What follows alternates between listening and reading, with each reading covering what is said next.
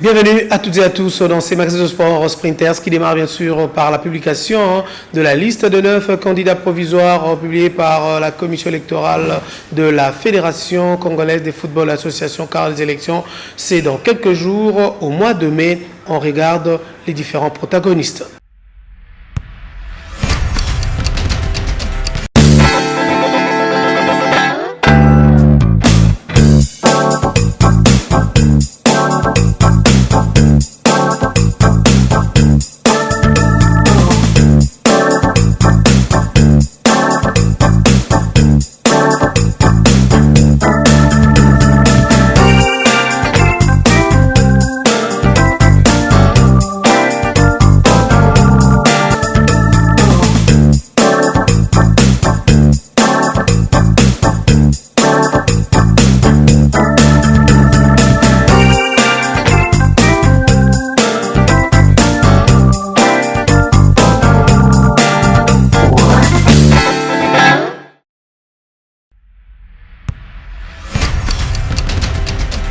On enchaîne avec les réactions de quelques candidats aux élections, bien sûr, au niveau du comité exécutif de la Fédération congolaise de football association. Parmi les candidatures déposées ce mardi 21 avril pour l'élection du comité exécutif de la FECOFA, il y a celle de Kevin Issa, un jeune très ambitieux qui s'est réservé de tout commentaire. En tout cas, aujourd'hui, je n'ai pas grand-chose à dire. Je suis venu déposer ma candidature, c'est ce qui est important. Le plus jeune candidat assure bel et bien être fils maison et détenir une expérience requise pour gérer l'organe faîtière du football congolais, contrairement aux fausses informations fournies sur son profil. Je pense que vous êtes peut-être mal informé par rapport à moi. Moi, je suis fils maison. Je suis à la fédération depuis 2014. J'étais à côté de la Ligue nationale de football de jeunes. Et en 2021, j'ai commencé à exercer certaines activités de football, de détection avec les jeunes. Et aujourd'hui, je pense que je vais quand même rajouter quelque chose dans cette fédération. Le candidat à la présidence de la FECOFA, Kevin Issa, promet de présenter dans un bref délai le projet de sa monture. Je viens de déposer notre liste avec certains de membres qui sont sur la liste. Le train est en marche parce qu'il y a longtemps qu'on attendait ce moment. À tout moment de report, cette fois-ci je crois que c'est la meilleure. Et qu'il faut manifestement redorer le blason terni de notre football qui a souffert pendant plus ou moins 5 ans. Et nous sommes ambitieux, nous avons un projet très très ambitieux et réalisable. Ce projet est ambitieux et réalisable. Donc, nous sommes préparés depuis un certain temps. Le temps est arrivé. Mais j'en appelle seulement au public sportif congolais parce que le football, à l'état où il se trouve, n'est pas seulement l'affaire de la fédération. C'est l'affaire de tout le monde. Des dirigeants de clubs, des ligues, des ententes. Nous devons tous nous lever et ensemble nous appuyer sur cet exploit des léopards qui a été qualifié à la Coupe du Monde 2026 pour que nous travaillions de manière acharnée avec une grande volonté et une détermination farouche pour que nous redorions le blason terni de notre football et en même temps remettre le Congo dans le Conseil des Nations du football. Nous avons un pays de talent extraordinaire. Il suffit d'une petite volonté, un peu de moyens, je crois que tout va rentrer dans l'ordre. Quelqu'un devait le faire. Et comme personne ne peut prendre l'avant, j'ai invité Chabani Nonda. Ça, c'est ce que les Congolais aiment. J'ai invité Chabani Nonda à venir et plaider pour tous ces gens, tous ces vieux, tous ces jeunes. Et je vois personne. Moi, je sais pas si en parallèle, ils sont en train de monter le plan. Mais ça ne sert à rien. On doit avoir un respect de frères d'abord. Et le patriotisme doit être avant tout notre priorité. C'est ce qui manque chez nous. Alors c'est pour ça que moi, cette décision, je l'ai faite avec les gens, bien évidemment. Et on va le chercher, on va le chercher. Et il faut rentrer, on va rentrer pour obtenir ce qui est notre droit.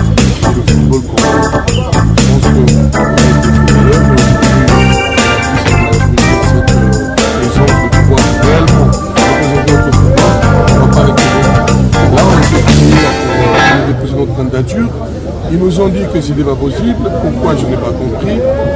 Comment pouvez vous m'expliquer qu'au dernier jour de dépôt de candidature des élections à la Fédération congolaise de football, ils avertissent à minuit qu'ils ont rapporté la date? Qu'est-ce qui a raté? Mais qu'est-ce qui marche pas dans notre pays? Je pense qu'aujourd'hui, on va le vérifier. J'ai bien vu qu'aujourd'hui, c'est juste faire notre petite réunion ici. Et après, voilà, voir ce qui allait se passer dans les jours à venir. Mais vu qu'on n'a pas un résultat ferme et on ne sait pas ce qui est en train de se passer, on va aller directement jusqu'à la fédération et voir réellement quelles sont les infos et qu'est-ce qui se passe au juste, qu'est-ce qu'il y a et c'est quoi qui freine, ou aussi il y a un jeu derrière ça, ou aussi il y a toujours dans la main noire quelque part. Donc c'est ça notre inquiétude. Pour moi, c'est un jour spécial. Vous êtes témoin aujourd'hui. Je suis venu déposer personnellement ma candidature comme président de la Fédération congolaise de football.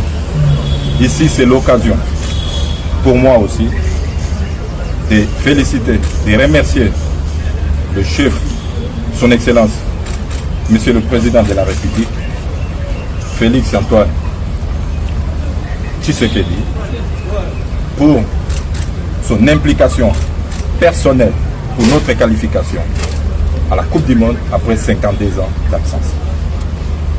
Et je félicite aussi l'entraîneur avec son staff, oui, sans oublier aussi nos vaillants joueurs, c'est eux qui ont fait la différence. Concernant ma candidature, elle porte une vision claire et simple. Le changement, la transparence et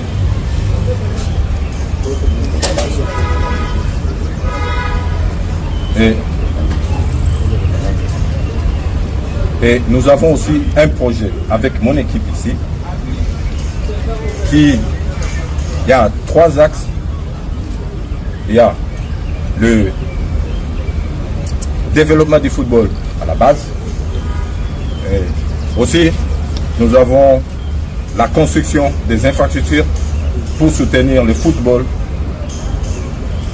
dans toutes les provinces de la République. Nous avons aussi les réformes à apporter. Plusieurs candidats, mais la bataille en tout cas reste entre 3 aignons terribles. Je citerai Chabani Nonda pour son aura, ancien joueur, ancien capitaine des Léopards de la République démocratique du Congo, joueur de l'AS Monaco, de Galatasaray, de l'AS Roma, des Blackburn. Vraiment avec une bibliographie ou encore un palmarès riche de Chabani Nonda. Il est aussi mieux parti, aimé par la population congolaise, mais c'est lors des votes qu'on découvrira qui remportera ou qui succédera à Constant Marie Sélémani après longue vague bien sûr de Connor Fekofa aux côtés de Chabani Nonda. Il y a aussi Aziz Makoukoula, un ancien joueur il a évolué dans plusieurs clubs comme ça.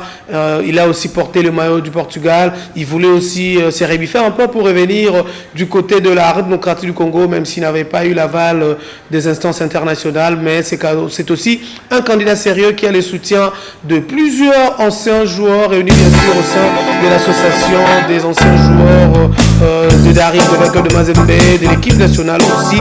Mais il y a aussi 2 cadors, c'est en la personne de Véran Mosengo, ancien secrétaire général de la Conférence africaine de football CAF, avec son statut, son aura, son carnet d'adresse, son répertoire. En tout cas, Véran Mosengo peut bousculer vraiment cette hiérarchie, mais aux côtés de Véran Mosengo, il faudra aussi compter à 200% à Bosco Mouéou Béa Kofela. Lui, c'est Bosco Mouéou Béa Kofela, président de la Ligue nationale de football, ancien, je dirais, pouvoir d'ancien du côté de la fondation Nocha, fondation Chabani Nonda.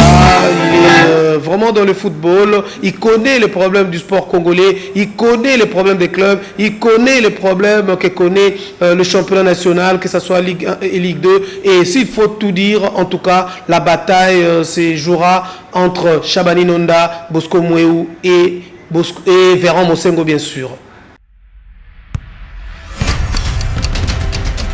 Parlons de Bosco Mouéou, président de la Ligue nationale de football, COGES bien sûr, commission de gestion, qui a postulé pour être président du comité exécutif de la FECOFA. La bataille sera très rude, ardue, mais il faudra compter avec Bosco Mouéou qui connaît vraiment le football congolais. Bosco Mouéou, doté d'une expérience incroyable à la gestion du football local. Bosco Mouéou a officiellement déposé sa candidature ce mardi 21 avril pour la course à la présidence du commerce de la FECOFA. L'homme qui a bravé tous les obstacles et dirigé la Ligue nationale de football avec maestria, malgré les difficultés liées aux moyens, a révélé sa motivation après le dépôt de sa candidature en martelant que nous avons un projet ambitieux et réalisable. Nous sommes préparés depuis un certain temps pour venir redorer les blasons ternis du football qui a souffert depuis plus de 5 ans, et j'en appelle à tous les sportifs congolais, car le football congolais à l'état où il se trouve n'est pas seulement le problème de la fédération, c'est l'affaire de tout le monde,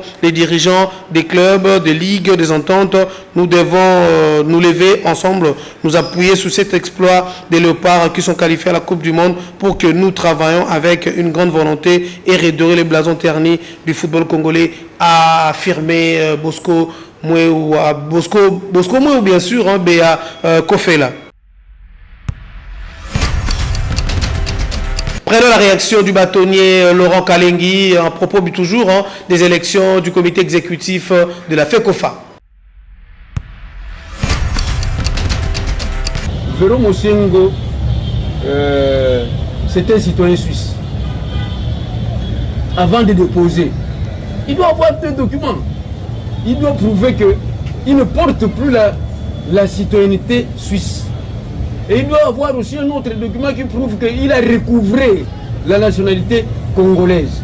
Ça ne sert à rien de venir avec seulement un certificat de nationalité pour dire non, je suis congolais. Non, pour lui, il était citoyen suisse. Il doit montrer qu'il a renoncé à la citoyenneté suisse. Et il doit aussi obtenir soit un jugement ou bien un arrêté. Généralement, c'est un arrêté du ministre de la Justice qui confère, qui atteste que vous avez recouvré la nationalité congolaise. Sauf erreur de ma part. Cette commission-là a des juristes aguerris, ils ne le feront pas passer. Même s'ils peuvent vous dire non, ils ne le feront pas passer. Quant à mon président de l'ASV Club, mon ex-président de l'ASV Club, je l'aime bien parce que c'est mon président, il a eu à dépenser son argent pour V Club et tout et tout. Mais c'est un citoyen guinéen. Il est né. En tout cas, celui-là, s'il était encore actif sur le terrain, il devait jouer comme binational. Il connaît la loi Mounir. Il est né d'une mère congolaise, Maman Régine Toumba.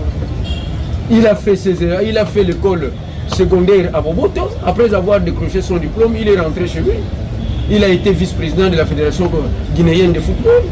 Il était agent de joueur licencié de la Fédération guinéenne de football. Aujourd'hui, s'il veut briguer notre fédération, mais il doit attester qu'il a renoncé. Moi, je ne peux pas vous dire qu'il ne peut pas briguer, mais il doit attester qu'il a renoncé. Et il a renoncé quand? Et s'il a renoncé, mais nous allons lui appliquer aussi l'article 3 de la loi sur la nationalité. On renonce, mais les effets, c'est pour le futur, pas pour le présent. Donc ne vous voilez pas la face. Pas pour ces élections. Non, pas pour ces élections. Mais l'article 3 sur la nationalité est clair. C'est clair. Il a dirigé la Fédération congolaise de football, l'association FECOFA en mode Connor. Lui, c'est Dieudonné Sambi. On voulait suivre ce qu'il a réalisé. Tentative de réponse dans ses reportages. Instauré par les conseils de la Fédération internationale de football association au mois d'avril 2023, les comités de normalisation dont à sa tête Dieudonné Sambi a été d'un apport considérable dans la réforme de textes réglementaires liés à la pratique du football congolais, mettant ainsi fin à la léthargie qui régnait depuis plusieurs décennies au sein de cette instance. Parmi ces apports, on note la stabilité administrative, le rétablissement de relations internationales, le développement du football, l'organisation des compétitions nationales et l'accompagnement des équipes nationales dans différentes catégories. Le CONOR dirigé par Dieudonné Sambi a assuré la gestion quotidienne de la FECOFA, mettant ainsi fin à la crise persistante. Il a travaillé dans le sens de rétablir les relations avec la FIFA et la CAF. Le CONOR a amorcé plusieurs programmes de développement du football national à tous les niveaux, notamment la formation des cadres techniques et autres corps de métier œuvrant dans ces secteurs.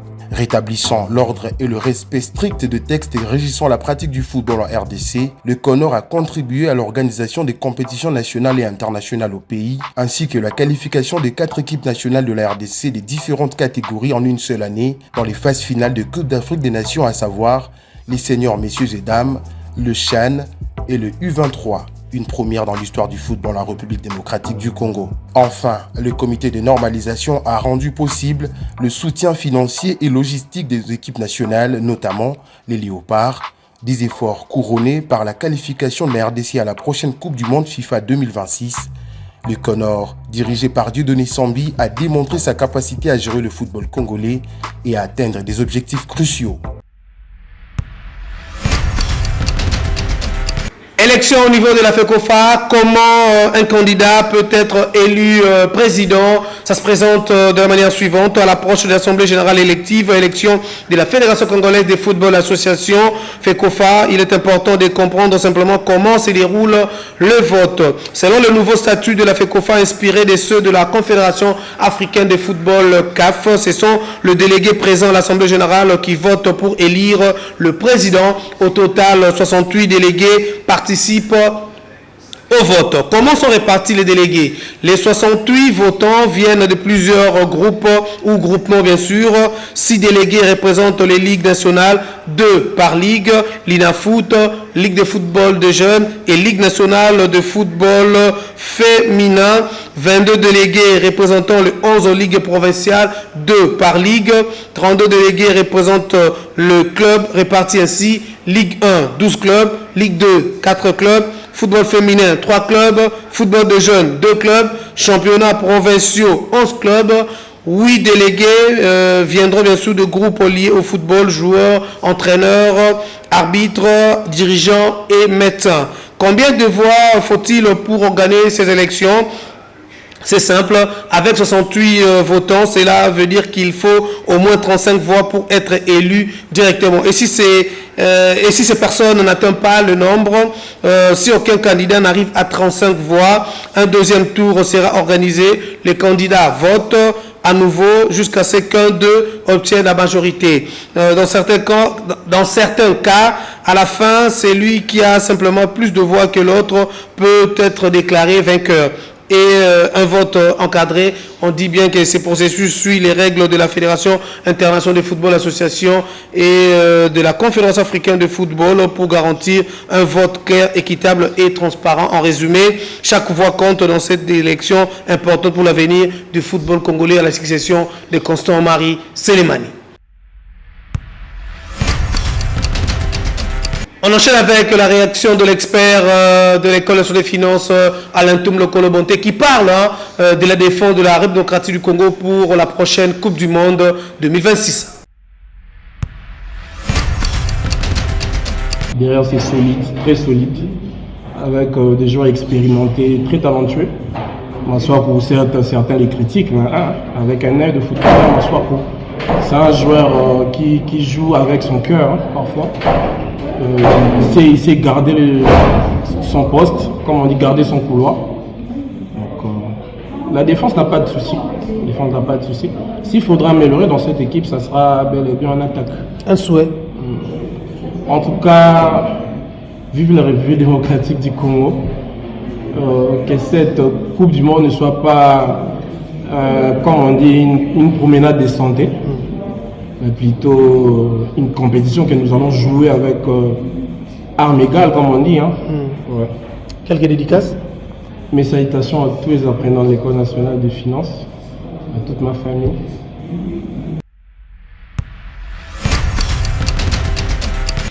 On prend ce communiqué de l'AS Vita Club qui a décidé de se séparer avec son entraîneur, le Brazzavillois Barthélémy Ngantono.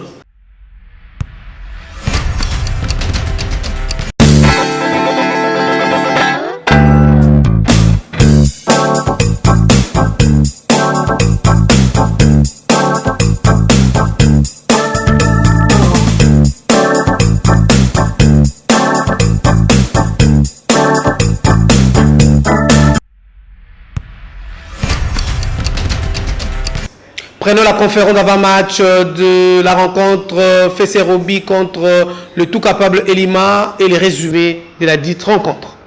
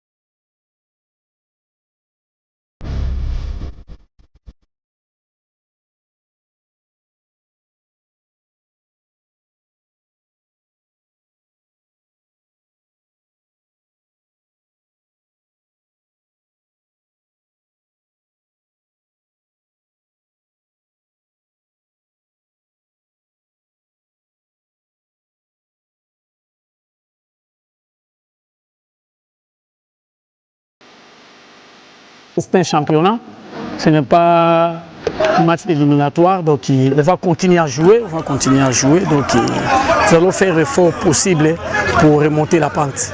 On a décidé de gagner ce match-là, mais malgré le football, c'est toujours très compliqué, donc nous avons passé vraiment à côté de ce match parce que on n'a pas pu marquer, donc on a fait tout, donc ça n'a pas tenu. Bon, c'est un match de football, tout ce qui était arrivé, c'est déjà arrivé, donc c'est déjà le passé.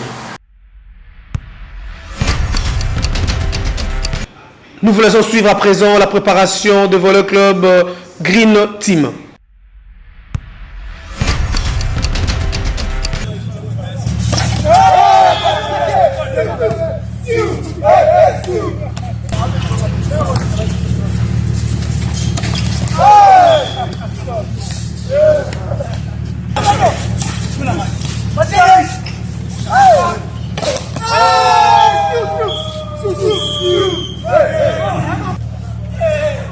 L'équipe voyant l'implication, les coéquipiers sont accueillants et la commence se passe très bien. Bon, concernant l'équipe, vu que l'équipe est constituée des jeunes, on s'entend bien, on a des mêmes ambitions et pour cette saison, on a pour ambition de gagner le championnat et maintenir le titre en fait, comme nous étions champions l'année passée. On a vu, bon, concernant la détermination, je suis là pour amener Green Team qualifié pour maintenir le titre de champion et pourquoi pas être champion du Congo. de courage, la discipline, bon, le travail. Et on doit respecter les conseils du coach. Tout ira bien. Prenons les dernières informations sportives de Congolaise. Nous avons commencé les entraînements aujourd'hui pour Comanit, selon notre calendrier. Les athlètes sont au total au nombre de 40. Mais jusque-là, vous avez vu le nombre dont on a commencé avec. C'est juste parce qu'on a commencé aujourd'hui. Il y a d'autres athlètes qui ont été convoqués. Ils vont venir, je crois, au courant de la semaine. Mais les femmes sont au nombre de 10. On a 10 femmes qui sont au rendez-vous pour les entraînements. Et aujourd'hui, on a une seule qui s'est présentée et les autres viendront pour la semaine. Bon, les entraînements, normalement, le DTN, le directeur technique, qui va normalement nous donner les timings précis. Mais jusque-là, on est encore ici, jusqu'à ce qu'il va revenir, parce qu'il est allé en stage pour le directeur technique contre de la FIAS, et à son retour, qu'on pourra maintenant essayer d'échanger les rythmes. Jusque-là, on est encore dans une préparation. Bon, pour le début des entraînements, on s'entraîne chaque jour. Et après avoir fini la préparation physique, on aura maintenant des jours précis pour les sambos sportifs et les sambos combats. Mais jusque-là, on commence d'abord avec toute l'équipe et les sambos combats, les sambos sportifs, femmes et les différents styles. On s'entraîne tous ici chaque jour jusqu'à ce que les directeurs techniques va nous donner un programme pour essayer de scinder les équipes en nombre lié.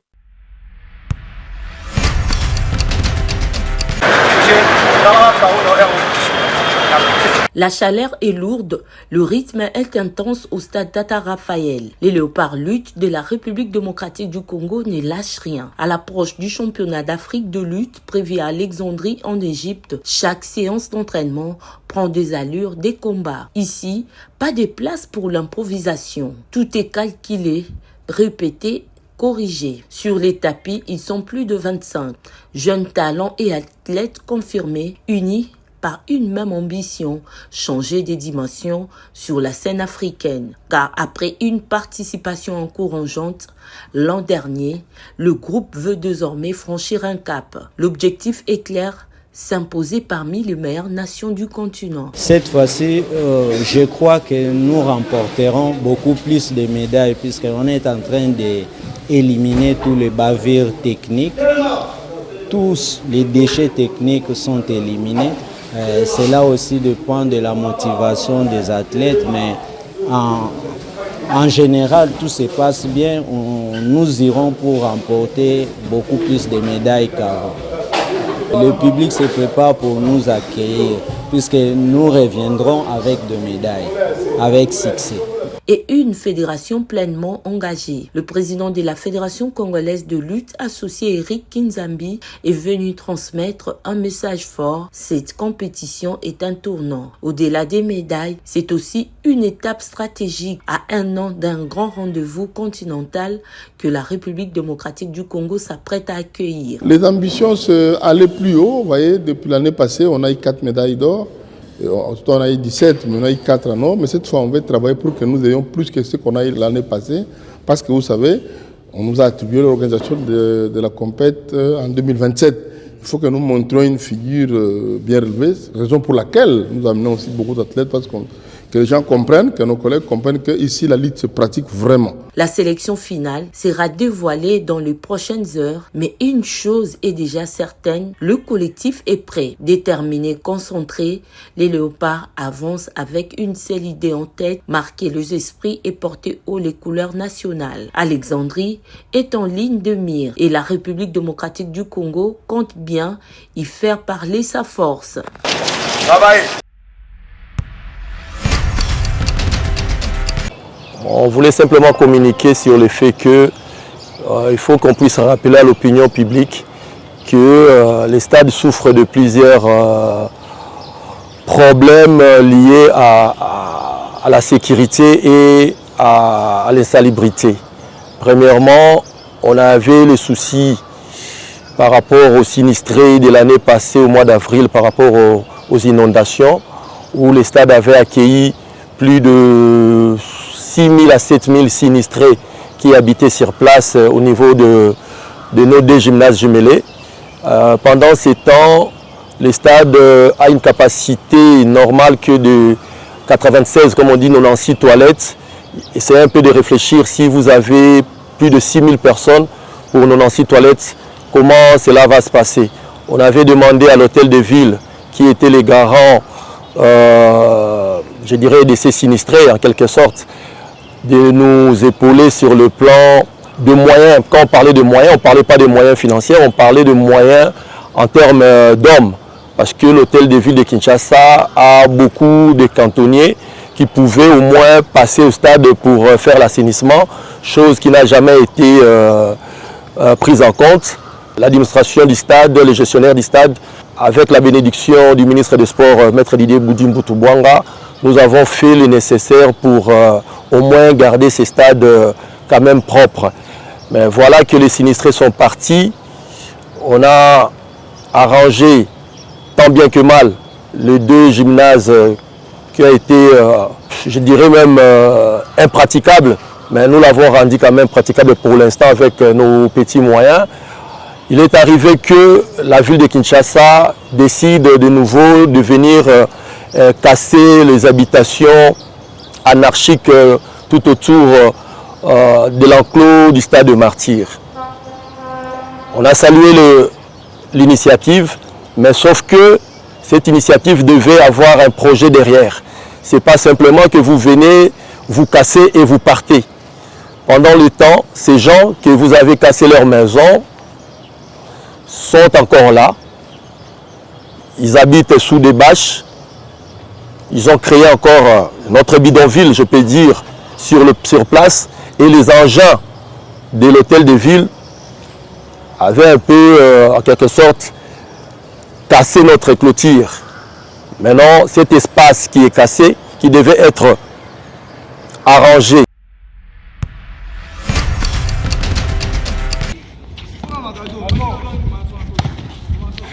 Ce dernier a opposé l'équipe de VC Kipushi à VC FARDC. Un match très important pour préparer ces volleyeurs à affronter ce grand championnat qui aura lieu très incessamment. Match qui s'est soldé par 3-7 buts à 1, comme le dit Jérôme Selemani, président de l'entente de volleyball de Kipushi. Effectivement, aujourd'hui, nous avions un match, nous avons joué les matchs dedans, nous avons gagné par 3-7 buts à 1.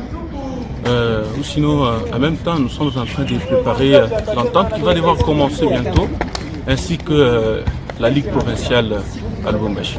Oui, cette activité, vous-même vous constatiez, depuis un certain temps, il y avait un bégaiement. Maintenant, le mouvement est en train de reprendre petit à petit, de manière que nous puissions relever un peu à la hausse cette discipline, ainsi que l'encadrement des jeunes. L'effectif, au début, nous avions commencé avec les minimes, mais sinon, s'il faut dire, nous avons 3 équipes proprement dites. Il a profité par cette occasion pour féliciter le nouveau ministre des Sports, Jeunesse, Loisirs, Culture et Communication, l'excellence Max Mpande Kisimba, nouvellement nommé. Tel que nous avions constaté la nomination de monsieur le nouveau ministre des Sports, Max Mpande Kisimba, nous lui souhaitons un fructueux mandat. Raison pour laquelle nous avons aussi, nous sommes joyeux par rapport à cette nomination, surtout nous de Kipushi. Je pense que cette fois-ci, nos inquiétudes seront dissipées.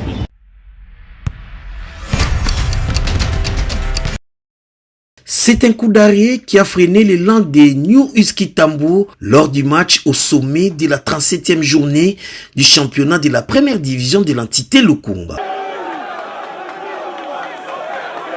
1-0, c'est le verdict final de ce duel entre les deux prétendants au titre, soldé en faveur de CAC. Devant un public venu en masse pour la première fois depuis plusieurs années, les Banangembo, comme on les surnomme, ont assisté sans résistance à la défaite de leur équipe. Après une première mi-temps stérile, c'est à la 51e minute que la partie se débloque. Kassongo de CAC, en bon renard des surfaces, lance un tir qui termine sa course au fond des filets adverses. À 1-0, les Marquois restera inchangé jusqu'au coup de sifflet final.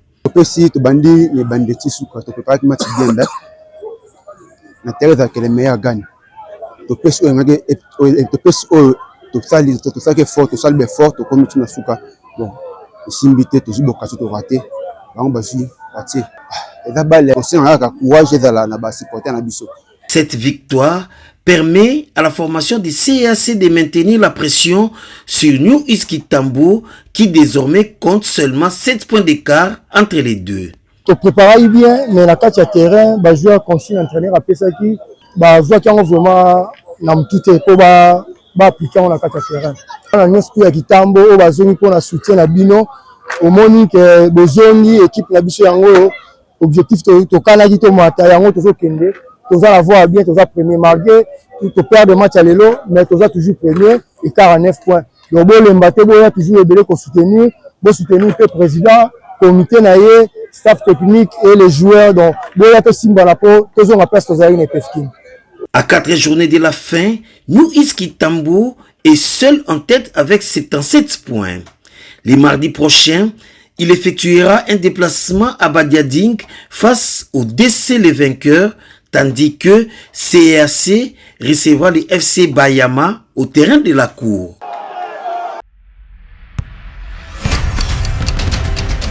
C'est la fin de ces magazines de sport Sprinters. Merci à Dieu, merci Tonto qui a monté ces magazines. À Memolofa, Ozedo Kolo, Jandonga, Félicien Sanga à la régie finale. Nous encourageons nos collègues de l'École nationale des finances qui sont à l'épreuve des examens, bien sûr, des troisièmes. Là, je vois les grands maîtres Awazi Sabiti, Osiris, le président du Sénat, Mombo Mafula, Albert, l'homme du Congo central, Chabola Clément, l'indulgent, Alain Toum Lokolo, Bonté, Priska Moussenge, Yannick Bonkono, et là je vois aussi Ange Bambuta, CPA bien sûr, hein, et Milady Kilo, le PPA, et le PPA, le porte-parole des apprenants, Joseph Boka Kobofa, les mécharges, hein, de jeter des fleurs hein, à Madame Yvette Barachichichou Chabani, DG de l'École nationale de finances, pour sa rigueur, pour son esprit, hein, pour avoir coagulé, transformé l'École nationale de finances qui a redoré le blason terni aujourd'hui quand on entre. En tout cas, c'est une transformation XXL et les activités ont repris avec les activités des femmes, les conférences de presse et pour clôturer en beauté, bien sûr, le mois d'avril, il y aura des festivités comme ça, il y aura des matchs de football. En tout cas, Maman DG, nous vous jetons de fleurs. C'est par là que nous mettons un terme à ces magazines de sport Sprinters. Que Dieu bénisse la République démocratique du Congo. Bye bye.